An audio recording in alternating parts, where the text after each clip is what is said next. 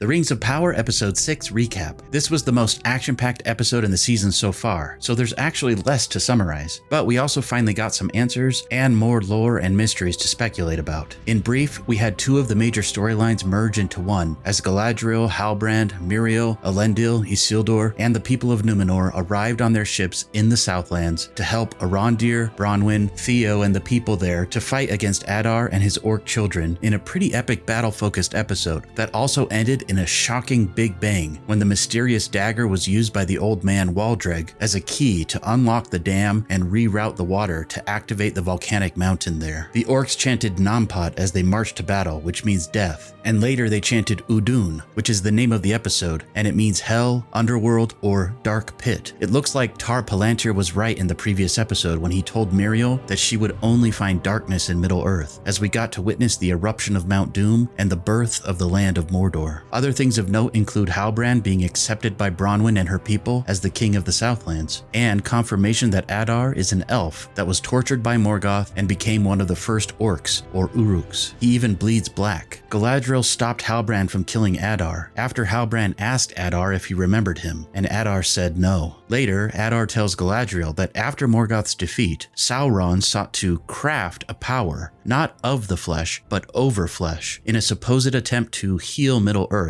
and bring its ruined lands together in perfect order. This power comes from the unseen world, which Galadriel mentioned back in episode 1 when she found Sauron's symbol on the anvil far to the north. The orcs and creatures that were tortured there were parts of some sort of experimentation by Sauron to attempt to tap into the unseen world. Adar claims that something was missing or hidden from Sauron that made it impossible for him to complete his work, a shadow of dark knowledge that kept itself hidden, even from him. Adar also claims that he killed Sauron. Just spitballing here, but perhaps Sauron's supposed death was the missing link he needed to finally bind flesh to him. I don't know much about the lore, but my understanding is that Sauron cannot be so easily killed. So maybe he survived in the unseen world after his supposed death and found what he was looking for. Halbrand stops Galadriel from killing Adar after she tells Adar that she'll kill every last orc. Adar tells Galadriel that perhaps she should look in the mirror to find evil. Adar asks Halbrand, "Who are you?" but Halbrand doesn't respond. Aside from the identity of the stranger with the Harfoots, to me this is the next biggest question of the series so far. I'm more suspicious of Halbrand now than I ever was before, though I'm still not 100% convinced that he is Sauron. The fact that he's a blacksmith, that he thought perhaps Adar would recognize him, not to mention he tells Galadriel that he wants to keep the feeling of fighting by her side close, and that he wants to, quote, bind it to my very being, is extremely suspect and Sauron-like. It makes sense to me that he would have to gain Galadriel's trust, because we know that she will eventually become a ring bearer.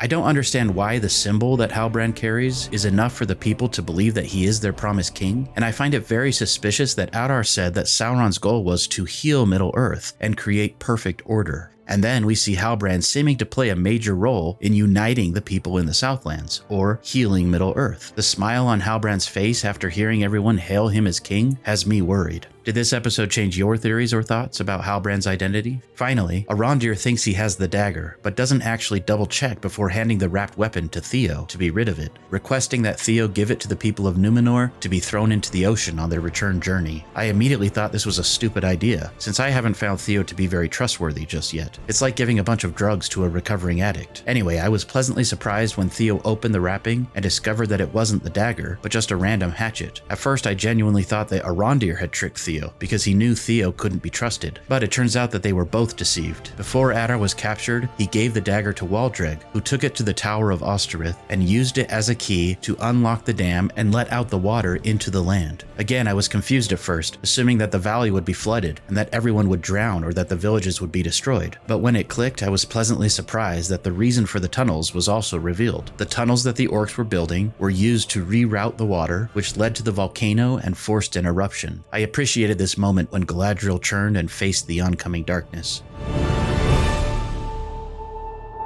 What did you think of this episode? As always, give me your best theories and thoughts in the comments. Please like and subscribe, and consider checking out my other long-form content for quality Wheel of Time book lore, episode breakdowns, theories, and more. Special thanks to my Patreon and YouTube supporters who continue to make this possible. You can support me for as little as $1 per month here on YouTube or on Patreon. Thanks for watching and sharing.